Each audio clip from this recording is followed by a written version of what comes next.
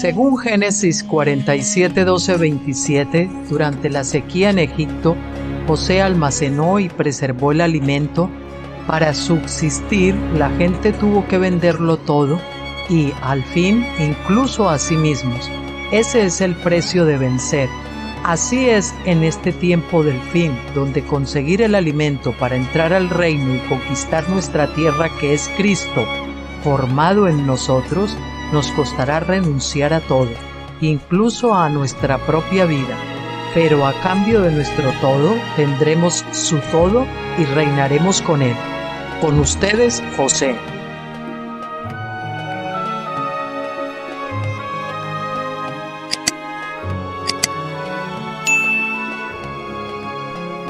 A todos, ¿cómo están? Vamos a hacer hoy Deuteronomio, el capítulo, el libro, lo diré, el discurso 5 o el libro quinto de Deuteronomio Segunda Ley del doctor Stephen Jones, y el próximo día también nos va a tocar, sea para el lunes próximo, Dios mediante, también nos va a tocar pues Deuteronomio, porque ya saben que hacemos 2 seguidos de Deuteronomio.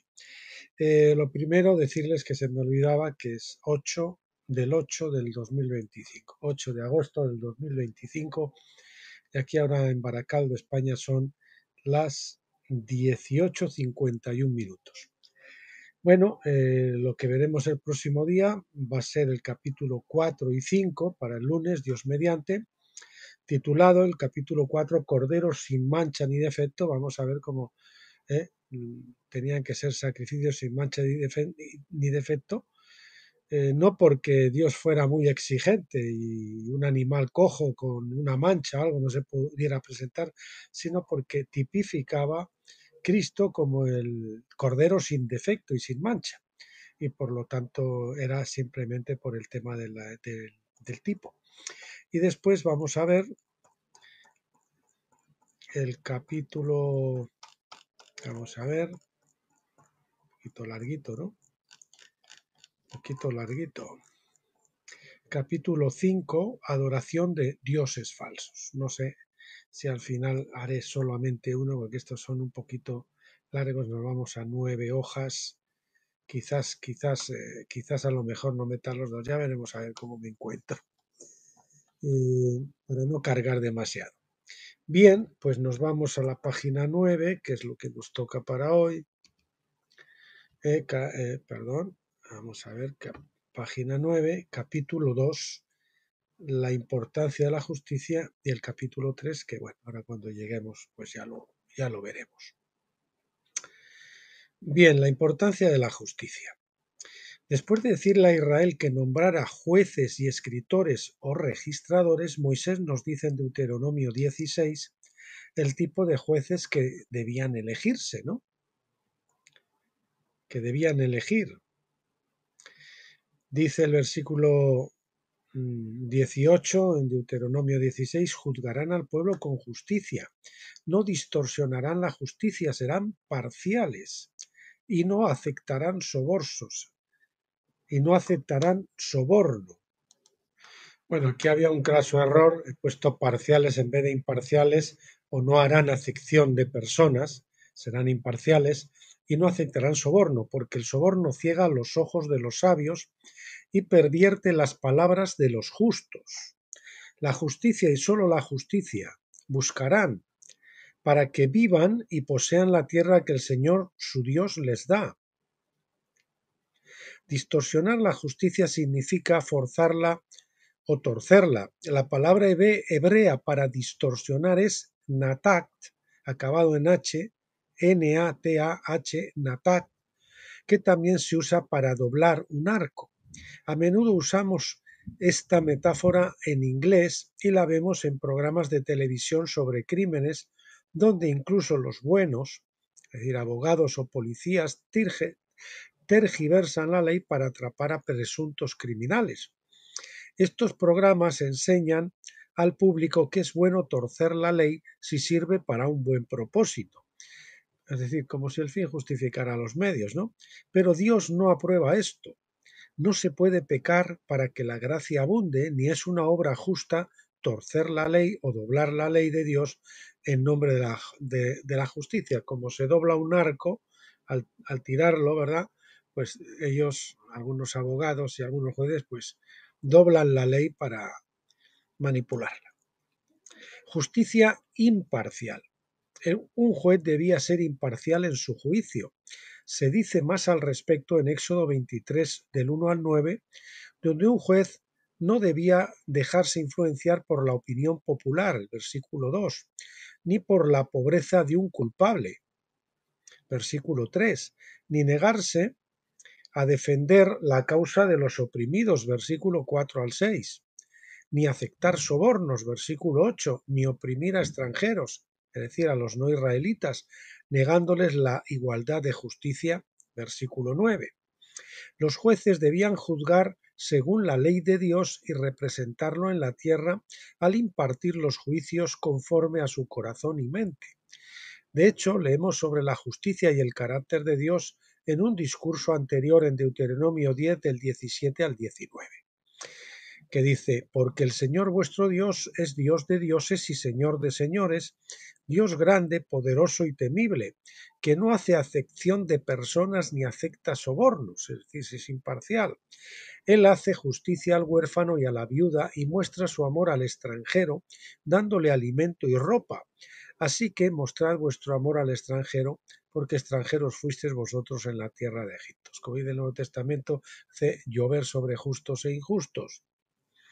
A los injustos no les castiga el Señor sin lluvia, ¿no? En otras palabras, los jueces debían revestirse de la mentalidad de Cristo y juzgar al pueblo como Dios lo haría. Dios no muestra parcialidad, así que los jueces tampoco deberían hacerlo. Dios no acepta sobornos, así que los jueces tampoco deberían hacerlo. Dios muestra su amor por el extranjero y por lo tanto los jueces deben hacer lo mismo. Dios no tiene una doble moral en su ley. La ley se aplica a todos los hombres por igual porque Dios no es esquizofrénico. Tiene una doble bala de medir, eso es lo que llama la escritura el doble ánimo, la esquizofrenia. Cuando nosotros tenemos interferencia diabólica, normalmente tendemos a la esquizofrenia, depende de la presión que tengamos de las partes, ¿verdad? Si tenemos mucha hambre y sed de Dios, tiramos fuerte en esa dirección, pero al mismo tiempo, si estamos manipulados por espíritus malignos, nos tiran hacia la otra dirección. Entonces, estamos divididos o esquizofrénicos. Mucha gente cree erróneamente que la ley fue concebida solo para los israelitas o judíos. Esta forma de pensar hace que Dios sea parcial. Si Dios pensara así sería parcial, ¿no? Para unos una ley, para otros otra. Muchos dispensacionalistas del siglo pasado clasificaron a los judíos en una categoría aparte y los elevaron a la categoría de escogidos por encima de los demás. Muchos incluso llegaron a afirmar que los judíos se salvan al obedecer la ley, mientras que los gentiles se salvan por la fe en Cristo, o sea, un doble evangelio, ¿no? Como que la sangre de Cristo no tiene valor para los judíos, para los demás sí, ¿no? Esta forma de pensar destruye la base imparcial de la ley y no representa la mente de Dios tal como se manifiesta en Jesucristo. Cuando Jesús ejerció su ministerio en la tierra, a menudo enfureció a los escribas y asombró a los discípulos por su trato imparcial con los extranjeros. Pedro quedó aún más asombrado por esta revelación en Hechos 10, como él mismo testificó en los versículos 34 y 35. Entonces Pedro, abriendo la boca, dijo: ahora entiendo ciertamente que Dios no hace acepción de personas, no es parcial, sino que en toda nación se agrada del que le teme y hace justicia. Aunque Pedro mismo dio este testimonio, no lo mencionó en sus epístolas, quizás porque aún era un tema muy delicado en su época. La reticencia de Pedro se aprecia en Gálatas 2 del 11 al 14, cuando Pablo confrontó su hipocresía en este asunto. Él se reunía cuando no estaban los discípulos que habían venido de Jerusalén, pues allí estaba con Pablo y los otros, pues se comía con los creyentes gentiles que se habían convertido. Pero cuando vinieron los de Jerusalén, pues él se apartaba y ya no comía con ellos. Entonces tenía un doble ánimo, una esquizofrenia, porque trataba de agradar a los dos bandos y no se puede, porque si agradas a uno ofendes al otro. Y el Señor no hace eso.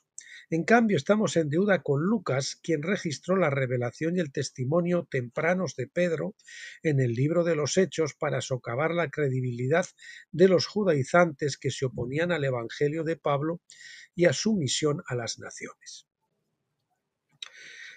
Siguiente epígrafe: ser elegido para gobernar. Toda esta cuestión de la imparcialidad plantea la cuestión del pueblo elegido. ¿Qué significa ser elegido? ¿Constituye esto parcialidad en la ley? En mi opinión, dice el doctor Jones, sí existe un pueblo elegido, pero si lo definimos de forma que establezca parcialidad, habremos malinterpretado la mente de Dios. Vamos a ver. Habremos malinterpretado la mente de Dios. Ser elegido es ser llamado por Dios y capacitado para llevar a cabo una misión específica. Vemos a muchos profetas escogidos por Dios para predicar la palabra. Sus llamamientos eran exclusivos en el sentido de que no todos eran llamados a ser profetas. Vemos a Moisés y a Aarón llamados a liderar a Israel, cada uno a su manera. Y cuando Coré cuestionó el llamado de Moisés y Aarón, Dios mostró su desagrado en Números 16. El término escogido o elegido se explica en el Nuevo Testamento bajo el término elegido o elección, como vemos en Romanos 11 del 5 al 7. Allí Pablo limita los elegidos o escogidos a solo 7.000 de toda la nación de Israel. Israel fue llamada en su conjunto, pero solo un remanente fue realmente escogido. Dice Pablo, su condición de elegido se demostraba por su fe, no por su genealogía. Pablo dice en el versículo 7 que los escogidos la alcanzaron, quiere decir la promesa, y el resto, es decir, los israelitas, fueron endurecidos o se endurecieron. En otras palabras, Coré, un levita, no fue elegido para gobernar. Tampoco lo fueron Datán y Abirán, hijos de Rubén, quienes se unieron a Coré para oponerse al liderazgo de Moisés. No podían alegar su descendencia genealógica de Abraham o de Jacob como fundamento para ser elegidos, pues su condición se revelaba por su falta de fe y condición endurecida e impenitente. Dios siempre ha buscado la fe, no cambió su definición de elegido bajo el nuevo pacto. Bajo el nuevo pacto, el Espíritu Santo corrigió los conceptos erróneos que el pueblo creía tras haber sido instruido en las tradiciones humanas durante tantos años. A pesar de que la ley estaba muy claro, que Dios no hacía acepción y que trataba y amaba a los extranjeros, etcétera, lógicamente, para atraerlos, ellos al final se hicieron exclusivistas y eran la élite que quería que el resto del mundo, de toda la tierra, les tenía que servir a ellos, porque ellos eran los cheches de la pradera. El objetivo de Pablo en Romanos 11 era mostrar que la fe era un requisito imparcial para que todos los hombres entraran en una relación de pacto con Dios por medio de Cristo. De nada sirve tener buenos genes físicos, ¿verdad?, si no se tiene fe, pues los buenos genes no colocan a nadie en una relación de pacto con Dios, sino la fe. Sus genes simplemente los colocaban en una posición ventajosa donde se podía encontrar la palabra de Dios, porque ellos pues se les había dado la palabra de Dios a través de los profetas y demás, ¿no? Esa sí que era una ventaja para ellos. Eso en sí mismo les otorgaba una enorme ventaja, pero de ninguna manera les aseguraba una relación personal con Dios. Su genealogía y ciudadanía entre las tribus no podían sustituir su fe. En definitiva, la promesa genealógica a Abraham fue la promesa de que el Mesías vendría de su linaje, en particular a través de su nieto Judá, y más concretamente a través de su descendiente el rey David. Todos los demás de ese linaje no fueron elegidos para dar a luz al Mesías. En ese sentido, el linaje tenía una promesa exclusiva, pero una vez más vemos que esta promesa se basaba en la fe, no solo en la genealogía, pues incluso los 7 hermanos de David estaban excluidos de ella. David era un hombre conforme al corazón de Dios, sus hermanos no. Sin embargo, como individuos, todos somos elegidos si somos hijos de Cristo e hijos de Dios.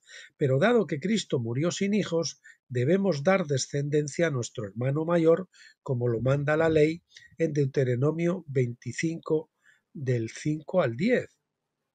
Esto es concebido Cristo es concebido en ti por el Espíritu Santo, y esa santa descendencia en ti no solo es tu verdadero tú, sino también Cristo en ti, la esperanza de gloria. Colosenses 1:27. Eres, por así decirlo, la madre biológica de ese santo Hijo, pero no estás dando descendencia a tu hermano mayor Jesucristo, y por lo tanto, por ley, el Hijo es suyo. Pero estás dando. Es decir, bueno, nosotros nos quedamos, cuando creemos y somos engendrados, como nos quedamos preñados de Cristo.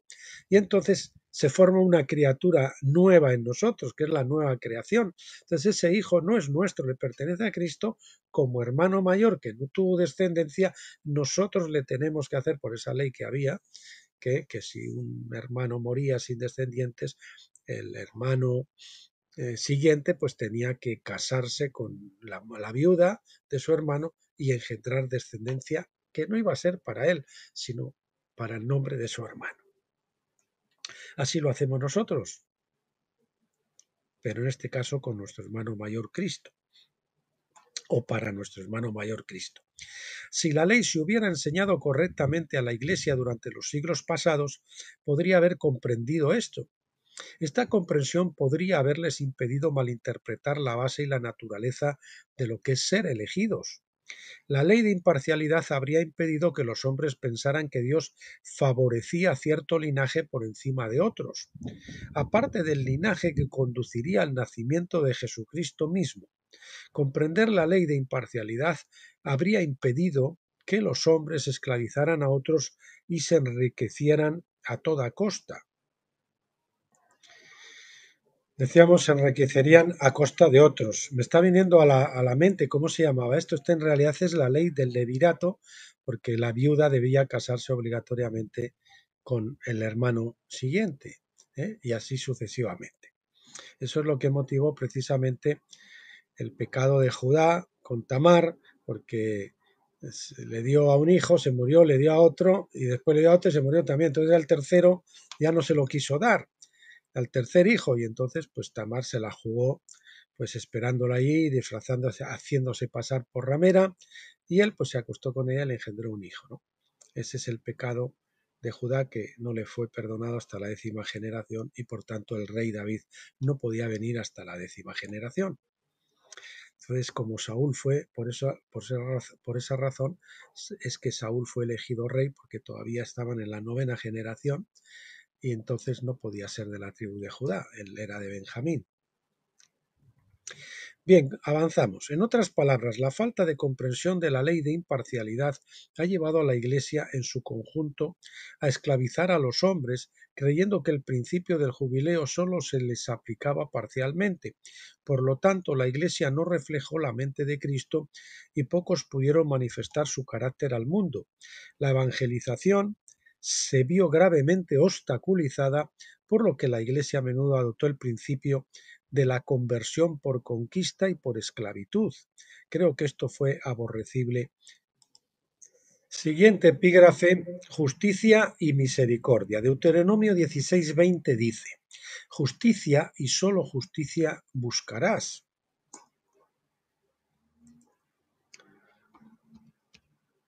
El texto hebreo dice sedek, sedek. Justicia, justicia o justicia perfecta buscarás. Sin imparcialidad esta justicia perfecta no es posible. Los jueces debían condenar al culpable y absolver, es decir, dar gracia al inocente. La gracia es inherente a la verdadera justicia, pues significa favor y se refiere al fallo favorable que se da al inocente. Pero ¿qué hay de la misericordia y del perdón? Todos son prerrogativas, estos no son prerrogativa de los jueces. El derecho a mostrar misericordia se le otorga a la víctima y no al juez. Que se lo digan, por ejemplo, a los familiares de las víctimas del terrorismo aquí en España, ¿verdad? Por lo tanto, las instrucciones de Moisés a los jueces fueron buscar únicamente la justicia y luego permitir a la víctima el derecho a brindar misericordia y perdón. El derecho a perdonar total o parcialmente la deuda se otorga únicamente a las víctimas. Ellos tienen que aplicar la ley y punto. Y después, si alguien quiere mostrar misericordia o perdón, tiene que ser el afectado, las víctimas. El juez no puede actuar, bueno, pues le vamos a perdonar. No, esa no es su atribución. Se exhorta al juez a buscar justicia perfecta. Después, la víctima puede usar su discreción y ser guiada por el Espíritu a perdonar o responsabilidad al pecador. No, pues no, yo quiero que me indemnice, pues que me indemnice. O no, le voy a perdonar todo o parte, ¿vale? Si verdaderamente es guiada por el Espíritu, la víctima discernirá la mente de Cristo en todo asunto, pues habrá momentos en que un pecador, como un niño espiritualmente inmaduro, deberá rendir cuentas para educarlo en la justicia, ¿verdad? Para ser educado en la justicia. En otros casos, el pecador debe ser perdonado por completo. Dios otorga esta discreción a la víctima del delito y no al juez. Bueno, nos vamos al siguiente capítulo, capítulo 3, se prohíbe la adoración falsa. Algunos hablan de la libertad de religión, la libertad de conciencia. Libertad de religión, de conciencia sí, pero libertad de religión en el reino de Dios no. Cuando haya un país que por fin declare a Jesucristo como su rey, ya ahí no se podrá permitir que haya islam o que haya hinduismo o que haya, pues yo qué sé, cualquier otra religión, ¿no? que quiera usted por ahí añadir, sino que todos tienen, y el que no quiere, pues tiene que marcharse del territorio. Pero eso de que aquí haya con la adoración al Señor otro tipo de adoración, no va a ser. Eso, gracias a Dios, ocurrirá en el milenio cuando nación tras nación caigan bajo el gobierno de Cristo y los vencedores. En el territorio de la luz, ahí no se van a admitir ese tipo de mezclas. No se van a tolerar otras religiones, otras profesiones de fe. En Deuteronomio 16, versículos 21 y 22, Dios prohíbe la adoración falsa en el reino. No plantarás para ti imagen de acera de ningún árbol junto al altar del Señor tu Dios, que te harás. Tampoco te levantarás estatua sagrada, la cual el Señor tu Dios aborrece. Eso es lo que ha pasado, por ejemplo, en Estados Unidos, que fue fundado con fundamentos cristianos, ¿verdad? Por los cuáqueros que fueron allí y ¿cómo se llamaban estos? Ahora no me viene el nombre, bueno, por cristianos, ¿eh? Fue fundado sobre fundamentos cristianos por cristianos, pero como luego toleraron todo tipo de personas que adoraban a otros dioses, pues eso fue corrompiendo, y tenemos Estados Unidos que está hecho unos zorros, lo mismo que Europa y compañía. El término asera se traduce en la versión King James como arboledas. Una asera es una arboleda. Plantar arboledas era común entre los cananeos que adoraban a Baal, como que se escondían entre los árboles, ¿no? Pues su propósito era honrar a Astartés, que era su consorte, la esposa de Baal. Por ello, Dios prohibió dicha práctica religiosa en Israel. Perdón, voy a ver si muevo ahí un poco la cortina, porque con el sol que me está dando en la cara, pues la cosa como que no se ve bien. Sin embargo, años después, los israelitas adoptaron en gran medida la práctica de los cananeos y construyeron arboledas en todo lugar sagrado alrededor de sus altares. Esta es una de las principales razones por las que Dios expulsó a Israel de la tierra. Era la casa matrimonial, era la tierra, ¿verdad? Se la echó de la casa. Leemos en Segundo de Reyes 17 del 10 al 12. Se erigieron pilares sagrados y aseras en toda colina alta y bajo todo árbol frondoso. Quemaron allí incienso en todos los lugares altos, como hacían las naciones que el Señor había desterrado delante de ellos. Cometieron actos malvados, provocando al Señor, sirvieron a los ídolos, acerca de los cuales el Señor les había dicho: no hagáis esto. El resultado se ve en el versículo 18. Entonces el Señor se enojó mucho contra Israel y los quitó de su presencia, o los echó de su presencia, y no quedó ninguno excepto la tribu de Judá. Incluso Judá siguió las mismas prácticas durante la mayor parte de su historia, comenzando con Salomón en Segundo de Reyes 23:13. No tardó casi nada. David fue maravilloso, pero ya su hijo ya se desvió. Sin embargo, así pasa lo mismo. Aquí en una generación donde hay un avivamiento y esa primera generación pues suele ser fieles al Señor, pero la generación que le sigue ya se aleja mucho del Señor y al final se pierde el avivamiento. Sin embargo, hubo algunos reformadores como el rey Josías, quien transformó el templo, que dejó de ser un centro de adoración a Baal para convertirlo en un templo de Dios. Segundo de Reyes 23. Fíjate que dentro del del templo, las mujeres endechaban a Tamuz y también pues se estaban adorando a otros dioses dentro del templo de Yahvé, ¿no? Dejó de ser un centro de adoración a Baal para convertirlo en un templo de Dios. Ahí estaban adorando a Baal en vez de a Yahvé. Sin embargo, para entonces ya era demasiado tarde para evitar el juicio divino. Me acuerdo que es una prédica de las que conservo allí o no sé si es un artículo aquí también, ya no recuerdo bien, de mi época en las denominaciones, de hace ya, pues cuánto, 15 años o más, donde predicaba, pero y los lugares altos no fueron quitados. Había un rey que hacía cosas buenas y tal, pero con todo los lugares altos no fueron quitados. Y así sucesivamente lo leen en multitud de pasajes del libro de Crónicas o de Reyes, ¿verdad? Pero los lugares altos no fueron quitados. Es decir, si nosotros queremos realmente la bendición total, la madurez total, la filiación plena, pues tenemos que quitar todos los lugares altos, tenemos que perfeccionarnos completamente, tenemos que entregarnos al Señor completamente. Árboles y pilares cerca del altar. Sabemos por Génesis 1 y 2 que fue el creador de todos los árboles y arboledas que los declaró como buenos. Los árboles son buenos, ¿verdad? La pregunta es ¿por qué prohibió Dios todos los árboles cerca de su altar?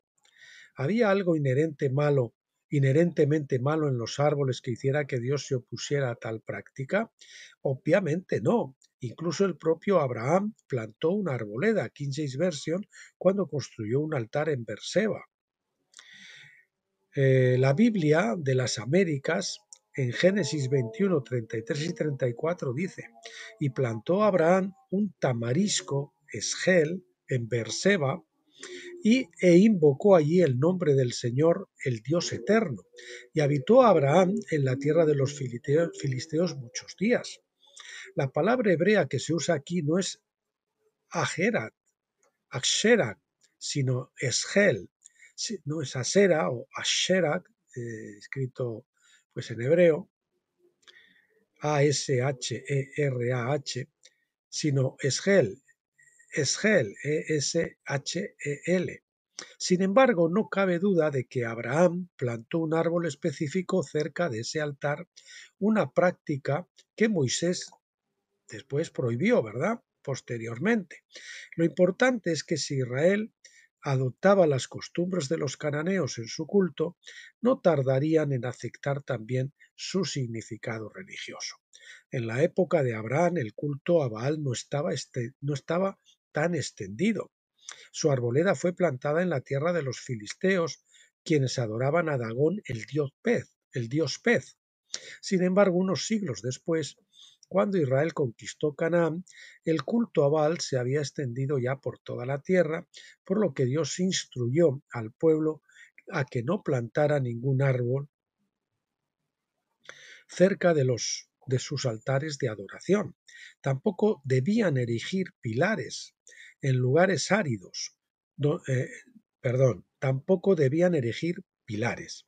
En lugares áridos donde los árboles no podían crecer, los pilares, que eran columnas o postes, servían como sustitutos de los árboles. Aunque las columnas fueron prohibidas bajo el reinado de Moisés, columnas o pilares, ¿verdad?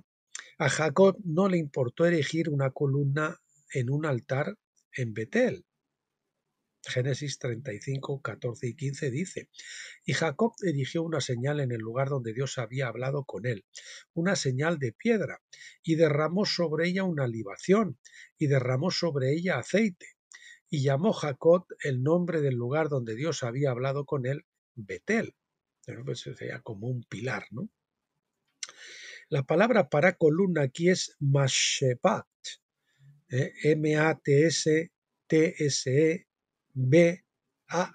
Mashebat. Es la misma palabra que Moisés usó en Deuteronomio 16:22 al prohibir que se erigieran columnas cerca de sus altares. Vemos entonces que las columnas en sí mismas no son ni buenas ni malas, pero el uso que los hombres hacen de ellas, especialmente en la adoración, determinará si eso es pecado o no. Bueno, siguiente epígrafe: la adoración cananea a Baal. Así que profundicemos en el culto cananeo y su origen. Según el manual bíblico de Halley, página 156, dice: Baal era su dios principal, Astoret, su esposa, su diosa principal.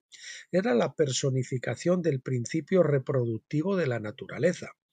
Ishtar era su nombre babilónico. Astarte su nombre griego, así que tenemos Astoret, Ishtar y Astarte, la misma diosa, su nombre griego y romano. Los templos de Baal y Astoret solían estar juntos. Las sacerdotisas eran prostitutas del templo, los sodomitas eran prostitutos masculinos del templo, homosexuales. Todo giraba en torno a la fornicación. El culto a Baal, Astoret y otros dioses cananeos consistía en las orgías más extravagantes. Sus templos eran centros de vicio. ¿De dónde sacaron los cananeos y otros la idea de que la adoración debía centrarse en la sexualidad? Sus orígenes se remontan a su interpretación de la caída del hombre en el jardín del Edén. Sus orígenes se remontan a su interpretación de la caída del hombre en el jardín del Edén. Creían que Adán y Eva cayeron a través de relaciones sexuales, ya sean con las serpientes, como dicen algunos, que Caín es el fruto no de Adán y Eva, dicen algunos, sino de la cohabitación de la serpiente con Eva, o entre sí. Su teología también se basaba en la astrología, que ya saben que no es lo mismo que la astronomía. La astrología es esoterismo, es brujería, que incluye el estudio de los 7 planetas visibles que en aquellos tiempos incluían el Sol y la Luna. Creían que el hombre descendió del cielo en 7 etapas sucesivas. Fue cayendo, ¿no? Cada una representada por un planeta diferente. La etapa final era la Luna, a la que consideraban un símbolo sexual. Por lo tanto, su religión enseñaba que cuando Adán y Eva alcanzaron esa etapa sexual final, es decir, la Luna, la etapa de la Luna, su caída o descenso del cielo fue completa. Se creía que su camino de salvación, es decir, el camino de regreso a los cielos, era el mismo pero a la inversa. Ascendió, por eso le llaman lo de la ascensión, ¿no? Que en realidad, o los chakras que dicen en el hinduismo, que empieza por el chakra que está en la parte final de la columna vertebral hasta el último chakra aquí en la frente, que en realidad pues es el sentarse con Dios, es una imitación de lo que la Biblia dice, sentados con Dios en los lugares celestiales. Es el ascenso del espíritu al Padre a través de la transformación, de gloria en gloria, de victoria en victoria. Bueno, en otras palabras, debían regresar por el mismo camino por el que habían caído, comenzando por la Luna. Los templos de Baal proporcionaban al pueblo ese primer paso en su ascenso de regreso al cielo. Podían acudir a los bosques y tener relaciones sexuales con los representantes de su Dios, sacerdotes y sacerdotisas, y así comenzar a purificarse en su viaje de regreso a las estrellas. De hecho, las vírgenes antes de casarse tenían que ir al templo para que el sacerdote las afinase primero. Así que muchos de los hijos que tenían, de los primeros hijos, no eran del marido, sino del que te cuento. Y así comenzaron a purificarse, entre comillas, en su viaje de regreso a las estrellas. Aquí tenemos una imagen, una especie de templo con una pirámide ahí, ¿verdad? Este programa de 7 pasos estuvo representado por la Torre de Babel, construida como una pirámide de 7 escalones, un zigurat, ¿verdad?, con 7 escalones, con un templo en la cima hecho de vidrio verde, desde el cual la gente ascendería a los cielos. Esta torre se convirtió en el modelo de la Catedral Capstone, construida por Neil Frisbee en Arizona, que la tienen ahí en la imagen. Estaba coronada por una pirámide de vidrio verde azulado. Frisbee, como se diga, enseñó que cuando el rapto estuviera cerca, Dios se lo diría para que pudiera informar a sus seguidores. Entonces se reunirían en su mini torre de Babel para ascender a los cielos. Otra forma de esto se encuentra en los templos mormones, que contienen representaciones del jardín del Edén en una habitación detrás de sus altares. Sus jóvenes son, entre comillas, purificados o bendecidos, también entre comillas, en una ceremonia que es una versión depurada de la teología cananea. Gran parte de este aspecto de su teología probablemente fue adoptado de la masonería por influencia de Brigham Young, quien convirtió el mormonismo en una rama de la masonería en la década de 1830. La masonería del rito escocés se enorgullece de ser la sucesora de la religión mistérica egipcia, que no era tan diferente del culto cananeo a Baal. El diablo siempre en esas culturas disfrazándose de religión, tantas religiones como ombligos para que para que todos tengan la que más le guste, pero todas menos la verdadera, ¿verdad? Eso es lo que trata de hacer el diablo. La interpretación cananea y babilónica de la historia de Génesis 3 sexualizó la caída del hombre y luego ofreció su solución al problema, que era más sexo, pero con los sacerdotes del templo. Construyeron templos y arboledas para evocar el jardín del Edén. Sin embargo, su solución artificial solo perpetuó la carnalidad y el vicio en la humanidad, y no hizo nada para purificar al pueblo ni para conformarlo a la imagen de Cristo. Este sistema de creencias religiosas que Dios prohibió para evitar que los israelitas cayeran en los mismos vicios carnales que los cananeos. Repito, este es el sistema de creencias religiosas que Dios prohibió. Vamos a poner una coma aquí, porque antes casi me quedo sin respiración, para evitar que los israelitas cayeran en los mismos vicios carnales que los cananeos. La prohibición de los árboles y las columnas o pilares como objetos de adoración en altares o templos fue la manera en que Dios repudiaba su interpretación teológica de Génesis 3. Este, por supuesto, es un tema aparte y abordarlo con justicia requeriría más espacio del que disponemos en este contexto. El espíritu de la ley. Siguiente epígrafe. Algunos han usado esta prohibición de los árboles para criticar la presencia de árboles de Navidad en las iglesias cerca de los altares. Han identificado esta práctica con la de los cananeos. Sin embargo, una vez más, el espíritu de la ley, es decir, la intención de Dios, tiene que ver con la adoración. Si los hombres adoran árboles de Navidad, entonces es un pecado evidente.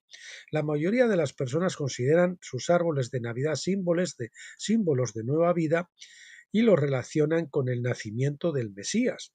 Otros simplemente disfrutan decorando la casa o la iglesia para crear un ambiente de alegría. Dios conoce la intención del corazón de cada hombre. En la época de Abraham no había nada de malo en plantar una arboleda o árbol cerca de un altar de adoración, pero significaba algo completamente diferente en los siglos posteriores, cuando los israelitas imitaban a los cananeos y adoptaban muchas de sus prácticas religiosas ilícitas, ¿no? El simbolismo religioso, entonces, es la interpretación que los hombres le dan. El hecho de que las prácticas paganas y las religiones falsas usen ciertos símbolos para presentar cosas malas no significa que las escrituras concuerden con sus interpretaciones. Hay muchos símbolos en el mundo y cada religión les atribuye su propio significado. Debido a la complejidad del simbolismo, es mejor dejar la mayoría de estos asuntos a la conciencia de cada persona. Yo creo que es una posición sabia del doctor Stephen Jones. ¿eh? Por ejemplo, unos celebran las Navidades porque creen que lo hacen con la intención correcta de adorar al Señor o de recordar al Señor, y otros, como nosotros, yo por ejemplo, no, porque lo consideran una fiesta pagana. Luego les contaré una anécdota, ¿no?, al respecto. Pero yo creo que es signo de madurez respetar lo que hacen otros y dejárselo a su conciencia. Todo lo que no proviene de fe es pecado. Si ellos lo hacen con una fe sana, pues entonces para ellos el Señor no lo considerará pecado. Si estudiamos las Escrituras y aprendemos la mente de Cristo, estaremos capacitados para ser guiados por el Espíritu Santo. Los cristianos de algunos países se verían obligados a prohibir ciertos símbolos, lo que no supone ningún problema en otros. La principal preocupación quizás sea que los cristianos sigan siendo distintos. Deben tener cuidado de no adoptar las prácticas de otras religiones con el fin de mimetizarse o minimizar la distinción entre Cristo y otros salvadores. El ejemplo de Israel sirve para demostrar que la tendencia carnal del hombre es a alejarse del Dios verdadero y adoptar otras religiones. Por lo tanto, abunda la falsa comprensión de Dios en el mundo y el hombre continuamente encuentra que tales creencias y prácticas resuenan con su mente carnal. Bueno, decirles, por ejemplo, ustedes oyen decir a Madonna o a gente consagrada al diablo, Merry Christmas, felicitación de Navidad. ¿Por qué ellos lo hacen? Sabiéndose siervos y confesándose como siervos y adoradores del diablo, la mayoría de ellos, incluso que han hecho pactos de sangre y demás, pues porque saben que están celebrando las bacanales, las saturnalias, que eran unas fiestas paganas que después la Iglesia católica cristianizó. Así como cogía la estatua de Júpiter y decía, pues este ahora va a ser Pedro, no va a ser Júpiter, San Pedro. Pues también con todas esas fiestas ellas las paganizaron con el objeto de que ellos pues se asimilaran en el cristianismo, pero eso nunca dio resultado porque al final ocurre lo contrario. Y la anécdota que les contaba es de otro siervo de Dios, Charles Newbold, el cual tienen algunos libros, creo que en Finisterro, en Tabernáculos publicados, 2 o 3 libros, pues decía una anécdota, ¿no?, que una vez una viejecita, con toda su sinceridad y su buena intención, le dijo, pero yo yo no pienso en el diablo cuando celebro las Navidades, yo pienso en Jesús. Y entonces él le contestó, ¿y qué le parecería a usted, a su marido, que usted, cuando llegara a casa, le dijera, cariño, me he acostado con otro, pero no te preocupes, es que estaba pensando en ti? Bueno, pues eso es fácil de entender. Así que cada uno pues que siga su conciencia. Nosotros hace tiempo, mi esposa y yo entendimos que eran unas fiestas paganas, aparte de todo lo demás, del gasto, del consumismo, de la degradación de comilonas que ya lindan con la gula y con toda esa serie de cosas, y también el alcoholismo y los problemas que eso trae luego de violencia, de sexo y demás, ¿no? Entonces, pues eso es lo que se está hablando en estas líneas que estamos leyendo. El verdadero cristianismo siempre está en desventaja en este sentido. Nuestra ventaja es el poder del Espíritu Santo que se manifiesta en nuestros corazones y vidas, pero cuando perdemos o rechazamos al Espíritu Santo, es inevitable que empecemos a buscar nueva vida en otras religiones, porque claro, hemos perdido al Espíritu Santo y ahí no se siente la presencia de Dios, ahí no ocurre nada de sobrenatural, y entonces vamos a ver cosas que lindan con el ocultismo y cosas peores, ¿verdad? Dios le dijo a Israel que no plantara arboledas ni construyera pilares cerca de sus altares porque sabía que si sus altares se parecían a los de los adoradores de Baal, los israelitas pronto podrían perder de vista la distinción entre Yahvé y Baal. Podrían entonces empezar a imitar otras prácticas y doctrinas de Baal y Astarte. El fin de ese camino es la degradación total y el empoderamiento de la mente carnal del hombre en la religión. Pues así es. Bueno, metemos el árbol de Navidad, metemos las bolitas de Pascua, que ya no les voy a contar eso que significaban, que eran los huevos que los bañaban en la sangre de no sé qué y no sé cuántos, y toda una serie de prácticas. Algunos tienen a Navidad, fiesta pagana, buscan Navidad en los tópicos, en las etiquetas de los blogs, tabernáculos o finisterre, y pueden encontrar cosas de ese tipo, ¿no? El que quiera instruirse y después uno, pues que actúe en consecuencia. Bueno, pues entonces, como quedamos para el próximo día, continuaremos con los capítulos 4 y 5 el próximo lunes, Dios mediante. Solo me queda, como es fin de semana, pedirle al Señor que los bendiga a todos, que los cuide, que descansen, que disfruten, que busquen al Señor. Y también, como siempre, pedirle al Señor la iluminación de la gloria de la Shekinah en tabernáculos, ya una vez atravesado el velo de Pentecostés, que aunque el Pentecostés cuenta con una luz maravillosa, que es la menorá, sin embargo no es la luz de la gloria, que es mucho más penetrante todavía y nos da un discernimiento mayor en el lugar santísimo de tabernáculos. Bueno, pues emplazándoles hasta el lunes, como siempre, pasen bien.